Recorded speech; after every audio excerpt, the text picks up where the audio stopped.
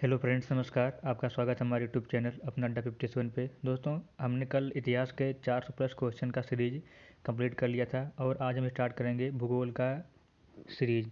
तो दोस्तों, जिसमें हमने 300 प्लस क्वेश्चनों को रखा है। तो आइए चलिए स्टार्ट करें अपना वीडियो। दोस्तों, हमारा पहला क्वेश्चन है, सूर्य के चारों ओर परिक्रमा करने वाले खगोलीय पिंड क्या कहलाते हैं। तो दोस्तों, जो सूर्य के चारों ओर परिक्रमा करने वाले खगोलीय पिंड होते हैं उन्हें हम ग्रह कहते हैं। अगला क्वेश्चन है, ग्रहों की गति का नियम किसने प्रतिपादित किया था। तो दोस्तों, ग्रहों की गति का नियम केपलर महोदय ने प्रतिपादित किया था। अगला क्वेश्चन है, सौर मंडल में कुल कितने ग्रह हैं। तो दोस्तों, सौर मंडल में कुल 8 ग्रह हैं। अगला क्वेश्चन है, सूर्य से बढ़ती दूरी के अनुसार ग्रहों का सही क्रम कौन सा है। तो दोस्तों, सूर्य से बढ़ती दूरी के अनुसार ग्रहों का सही क्रम है, पहले बुध आता है, फिर शुक्र, फिर पृथ्वी, फिर मंगल। मतलब कि इसमें आपका ऑप्शन नंबर डी करेक्ट हो जाएगा। अगला क्वेश्चन है, सबसे चमकीला ग्रह है। तो दोस्तों, सबसे चमकीला ग्रह है शुक्र। अगला क्वेश्चन है, सूर्य से सबसे दूर स्थित ग्रह कौन सा है। तो दोस्तों, जो सूर्य से सबसे दूर स्थित ग्रह है वह है नेपच्यून। अगला क्वेश्चन है, निम्नलिखित में सबसे गर्म ग्रह कौन सा है। तो दोस्तों, सबसे गर्म ग्रह है बुध। ये इसलिए है क्योंकि यह सूर्य के सबसे पास में है। अगला क्वेश्चन है, सूर्य के धरातल का तापमान लगभग कितना होता है। तो दोस्तों, सूर्य के धरातल का तापमान लगभग 6000 डिग्री सेल्सियस होता है। अगला क्वेश्चन है, सूर्य के संगठन में सहायक गैस हैं।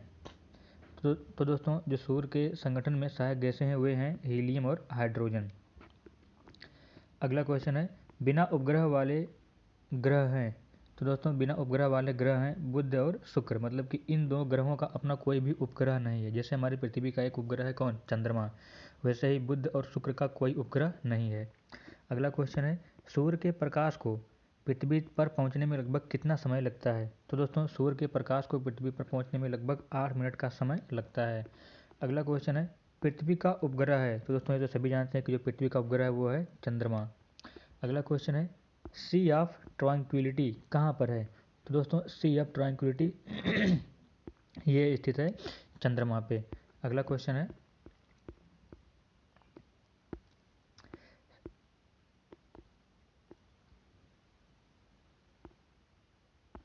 सौर मंडल में सबसे बड़ा ग्रह कौन सा है। तो दोस्तों, सौर मंडल में सबसे बड़ा ग्रह है बृहस्पति। अगला क्वेश्चन है, पृथ्वी के अतिरिक्त किस ग्रह पर वायुमंडल पाया जाता है। तो दोस्तों, पृथ्वी के अतिरिक्त मंगल ग्रह पर वायुमंडल पाया जाता है। अगला क्वेश्चन है, किस ग्रह को भोर का तारा कहते हैं। तो दोस्तों, शुक्र ग्रह को भोर का तारा कहते हैं। और दोस्तों, इसी शुक्र ग्रह को ही सांझ का तारा भी कहते हैं, सबसे चमकीला तारा भी कहते हैं और भोर का तारा भी कहते हैं। अगला क्वेश्चन है, सबसे अधिक उपग्रहों वाला ग्रह है। तो दोस्तों, सबसे अधिक उपग्रहों वाला ग्रह है बृहस्पति। अगला क्वेश्चन है, सौर मंडल का सबसे छोटा ग्रह कौन सा है। तो दोस्तों, सौर मंडल का सबसे छोटा ग्रह है बुध।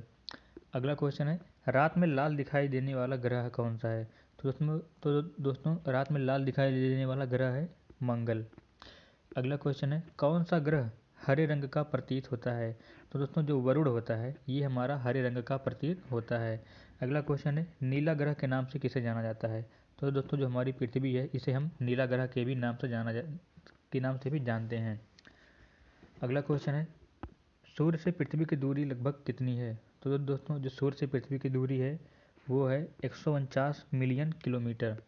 अगला क्वेश्चन है, पृथ्वी पर दिन रात की अवधि कहाँ समान होती है। तो दोस्तों, पृथ्वी की दिन रात की अवधि भूमध्य रेखा पर समान होती है। अगला क्वेश्चन है, पृथ्वी पर दिन एवं रात होने का क्या कारण है। तो दोस्तों, जो पृथ्वी पर दिन और रात होते हैं उसका कारण ये है कि पृथ्वी का अपने अक्ष पर घूमना। मतलब पृथ्वी के अपने अक्ष पर घूमने के कारण पृथ्वी पर दिन एवं रात होते हैं। अगला क्वेश्चन है, पृथ्वी की अपनी कक्षा में गति है। तो दोस्तों, जो पृथ्वी अपनी कक्षा में गति करती है वह पश्चिम से पूर्व दिशा की ओर करती है। अगला क्वेश्चन है, सूर्य और पृथ्वी के बीच अधिकतम दूरी या अपसौर कब होता है। तो दोस्तों, ये होता है 4 जुलाई को। अगला क्वेश्चन है, पृथ्वी एवं सूर्य के बीच की न्यूनतम दूरी उपसौर ये कब होता है। तो दोस्तों, ये होता है 3 जनवरी को। अगला क्वेश्चन है, निम्नलिखित में से किस तिथि को दिन एवं रात बराबर होते हैं। तो दोस्तों, दिन और रात बराबर होते हैं 21 मार्च को और 22 सितंबर को। मतलब कि इसमें आपका ऑप्शन नंबर डी करेक्ट हो जाएगा। 21 मार्च और 22 सितंबर को आपके दिन और रात बराबर होते हैं। अगला क्वेश्चन है, चंद्र ग्रहण का क्या कारण होता है। तो दोस्तों जो चंद्र ग्रहण का कारण होता है वो ये होता है कि सूर्य एवं चंद्रमा के बीच पृथ्वी का आना। जब सूर्य और चंद्रमा के बीच पृथ्वी आ जाती है तो उस समय चंद्र ग्रहण लगता है। ऐसे ही अगला क्वेश्चन है कि सूर्य ग्रहण का क्या कारण है। तो दोस्तों सूर्य ग्रहण का कारण ये है कि जब पृथ्वी और सूर्य के बीच चंद्रमा आ जाती है तो उसमें सूर्य ग्रहण लग जाता है। अगला क्वेश्चन है मध्य रात्रि का सूर्य कहाँ पे दिखाई देता है। तो दोस्तों मध्य रात्रि का सूर्य दिखाई देता है नॉर्वे में। अगला क्वेश्चन है भूमध्य रेखा पर पृथ्वी का व्यास है लगभग। तो दोस्तों जो पृथ्वी का व्यास है वह भूमध्य रेखा पर लगभग 12,800 किलोमीटर लंबाई है उसकी। मतलब कि पृथ्वी भूमध्य रेखा पर पृथ्वी का व्यास 12,800 किलोमीटर है। अगला क्वेश्चन है प्रधान मध्याह्न रेखा किस स्थान से होकर गुजरती है। तो दोस्तों जो प्रधान मध्याह्न रेखा है यह ग्रीनविच से होकर गुजरती है। अगला क्वेश्चन है एक देशांतर से दूसरे देशांतर के बीच कितना समयांतराल होता है। तो दोस्तों एक देशांतर से दूसरे देशांतर के बीच 4 मिनट का समयांतराल होता है। अगला क्वेश्चन है ध्रुवों की तरफ जाने पर अक्षांश रेखाओं के व्यास की प्रकृति कैसी होती है। तो दोस्तों जब आप ध्रुवों की तरफ जाते हैं तो जो अक्षांश रेखाओं के व्यास की प्रवृत्ति होती है वो घटती है। अगला क्वेश्चन है किस ग्रह को पृथ्वी की बहन कहा जाता है। तो दोस्तों शुक्र ग्रह को पृथ्वी की बहन कहा जाता है और शुक्र ग्रह को ही सुबह का तारा या भोर का तारा, शाम का तारा या फिर सबसे चमकीला ग्रह ये सब कहा जाता है। अगला क्वेश्चन है पृथ्वी से निकटतम दूरी पर कौन सा ग्रह है। तो दोस्तों पृथ्वी पर निकटतम दूरी पर ग्रह है शुक्र, क्योंकि ये उसकी बहन है तो उसके पास में ही रहेगी, अर्थात पृथ्वी से निकटतम दूरी पर ग्रह कौन सी है, शुक्र। अगला क्वेश्चन है पृथ्वी की अनुमानित आयु कितनी है। तो दोस्तों जो पृथ्वी की अनुमानित आयु है वो है 4.6 अरब वर्ष।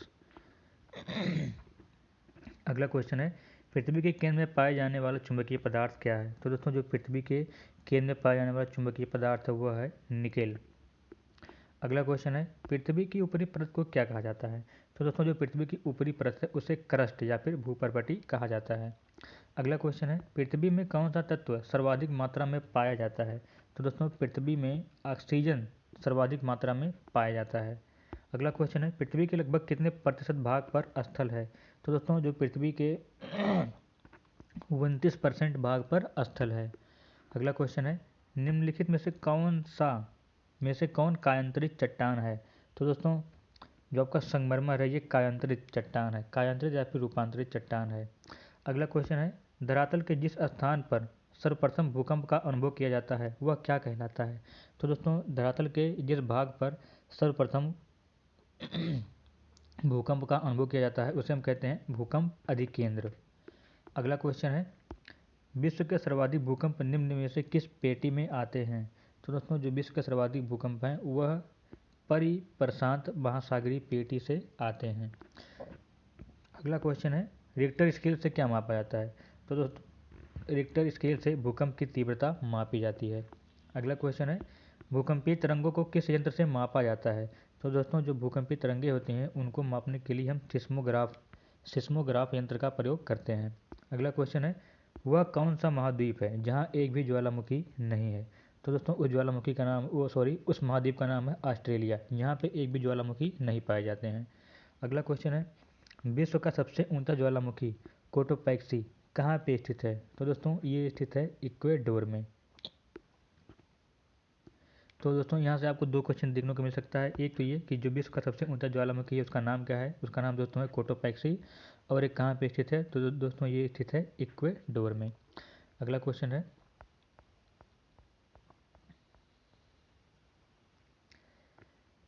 निम्नलिखित में से किसे प्रकृति का सुरक्षा वाल्व कहा जाता है।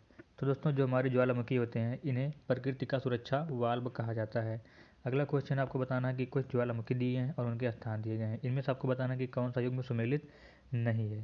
तो दोस्तों जो एटना ज्वालामुखी है ये इटली में पाया जाता है, सही है। फ्यूजियामा जापान में पाया जाता है, ये भी सही है। पोपा म्यांमार में पाया जाता है, ये भी सही है। लेकिन क्राकाटोवा मलेशिया में नहीं पाया जाता है, तो आपका ये ऑप्शन गलत हो जाएगा, मतलब कि आपका इसमें ऑप्शन नंबर डी करेक्ट हो जाएगा। अगला क्वेश्चन है Rockies, Indies, Atlas, Alps, Himalaya आदि किस प्रकार के पर्वत हैं। तो दोस्तों ये सब उबलित पर्वत हैं। अगला क्वेश्चन है विश्व का सबसे ऊंचा पर्वत शिखर माउंट एवरेस्ट कहाँ पे स्थित है। तो दोस्तों ये स्थित है नेपाल में, मतलब कि जो आपका माउंट एवरेस्ट है जिसे हम विश्व के सबसे ऊंचे पर्वत शिखर के नाम से भी जानते हैं, ये नेपाल में स्थित है। अगला क्वेश्चन है लोयस का पठार है तो दोस्तों आपका जो लोएस्ट का पठार है वह कैसा है, तो दोस्तों वो है पवनकृत, मतलब कि वह पवन के द्वारा बनाया गया है। अगला क्वेश्चन है विश्व का सर्वाधिक ऊंचा पठार कौन सा है, तो दोस्तों जो विश्व का सबसे ऊंचा पठार वो है तिब्बत का पठार। अगला क्वेश्चन है निम्नलिखित में से किस देश को हजार झीलों का भूमि कहा जाता है, तो दोस्तों आपका जो फिनलैंड है, जो आपका फिनलैंड है, इस देश को हजार झीलों का भूमि कहा जाता है। अगला क्वेश्चन है विश्व की सबसे बड़ी मीठे पानी की झील है, तो दोस्तों आपको जो विश्व की सबसे बड़ी मीठे पानी की झील है वो है सुपीरियर। अगला क्वेश्चन है विश्व का सबसे ऊंचा जलप्रपात है, तो दोस्तों जो आपका विश्व का सबसे ऊंचा जलप्रपात है वो है एंजिल। एंजिल जलप्रपात आपके विश्व का सबसे ऊंचा जलप्रपात है। दोस्तों गले में थोड़ा खराश होने की वजह से आज आवाज़ थोड़ा अच्छी नहीं आ रही होगी, तो इसके लिए हमें कष्ट है, इसके लिए आप हमें माफ़ करें, थोड़ा आप एडजस्ट कर लीजिएगा। आइए देखते हैं अपना अगला अगला क्वेश्चन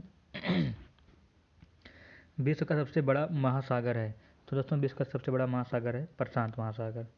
अगला क्वेश्चन है विश्व का सबसे गहरा गर्त मैरियाना ट्रेंच किस महासागर में स्थित है, तो दोस्तों ये भी स्थित है प्रशांत महासागर में। यहाँ से आपका एक क्वेश्चन और बन सकता है कि जो विश्व का सबसे गहरा गर्त है उसका क्या नाम है, तो दोस्तों उसका नाम है मैरियाना ट्रेंच।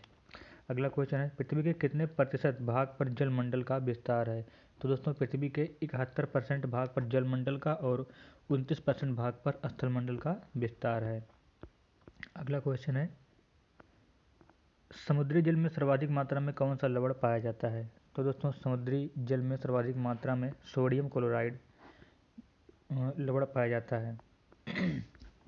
अगला क्वेश्चन है सबसे लवणीय सागर है, तो दोस्तों जो सबसे लवणीय सागर है वो है मृत सागर, मतलब कि यहाँ पे लवण की मात्रा सबसे ज़्यादा पाई जाती है। अगला क्वेश्चन है पाक जल संधि किन दो देशों को अलग करती है, तो दोस्तों जो ये पाक जल संधि है ये भारत एवं श्रीलंका को अलग करती है। अगला क्वेश्चन है भूमध्य सागर एवं अटलांटिक महासागर को कौन सी जल संधि जोड़ती है, तो दोस्तों भूमध्य सागर एवं अटलांटिक सागर को जिब्राल्टर की संधि जोड़ती है।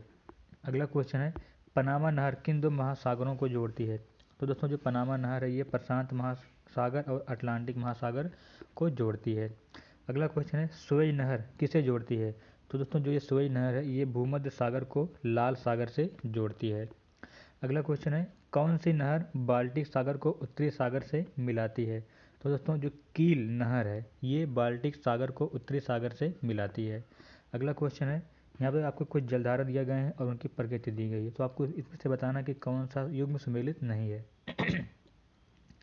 तो दोस्तों पहला लेब्राडोर ये ठंडी प्रकृति की है, सही है।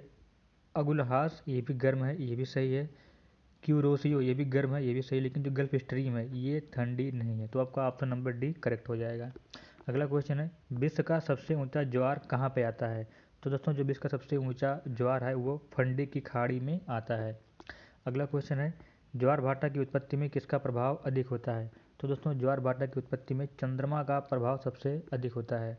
अगला क्वेश्चन है निम्नलिखित में से कौन सी नदी भ्रंश घाटी से होकर बहती है, तो दोस्तों जो नर्मदा नदी है ये भ्रंश घाटी से होकर बहती है।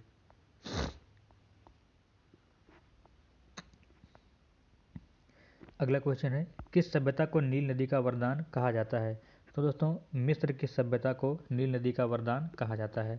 अगला क्वेश्चन है वायुमंडल का सर्वाधिक अस्थायी तत्व है, तो दोस्तों वायुमंडल का सर्वाधिक अस्थायी तत्व है जलवाष्प। अगला क्वेश्चन है वायुमंडल में सर्वाधिक मात्रा में कौन सी गैस विद्यमान है, तो दोस्तों वायुमंडल में सर्वाधिक मात्रा में नाइट्रोजन गैस विद्यमान है। अगला क्वेश्चन है निम्नलिखित में से कौन सी गैस ग्रीन हाउस प्रभाव के लिए उत्तरदायी है, तो दोस्तों जो आपका कार्बन डाइऑक्साइड है ये आपके ग्रीन हाउस प्रभाव के लिए उत्तरदायी है। ये क्वेश्चन दोस्तों आपका एग्जाम में कई बार रिपीट हुआ है, तो आप इन सब क्वेश्चनों को ध्यान से पढ़िएगा। अगला क्वेश्चन है वायुमंडल में दैनिक मौसम परिवर्तन निम्न में से किसमें अधिक होता है, तो दोस्तों जो समताप मंडल होता है इस मंडल में दैनिक मौसम परिवर्तन सबसे अधिक होता है। अगला क्वेश्चन है ओजोन परत कहाँ पे अवस्थित है, तो दोस्तों जो ओजोन परत है ये समताप मंडल में स्थित है।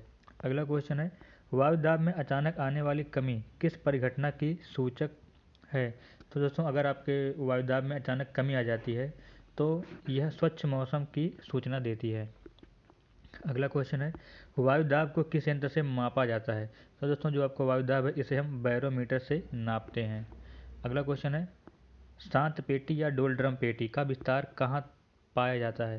तो दोस्तों जो आपकी शांत पेटी है इसका विस्तार पाया जाता है 0 डिग्री से 5 डिग्री उत्तर एवं दक्षिण के बीच। अगला क्वेश्चन है चीखता साठा पवनें कहाँ प्रवाहित होती हैं। तो दोस्तों जो आपकी चीखता साठा पवनें हैं यह 60 डिग्री दक्षिणी अक्षांश के पास प्रवाहित होती हैं। अगला क्वेश्चन है आल्प्स पर्वत के उत्तरी भाग में बहने वाली उष्ण शुष्क स्थानीय हवाओं को क्या कहा जाता है। तो दोस्तों जो आल्प्स पर्वत है उसके उत्तरी भाग में बहने वाली उष्ण शुष्क स्थानीय हवाओं को फॉन कहा जाता है। दोस्तों ये रहा आपके लिए पार्ट 1 जियोग्राफी के, और उम्मीद करते हैं आपको वीडियो पसंद आई होगी। दोस्तों थोड़ा तबीयत खराब होने की वजह से हमको वीडियो को अपना यहीं रोकना पड़ रहा है। मिलते हैं आपसे अपनी अगली वीडियो में, तब तक के लिए धन्यवाद।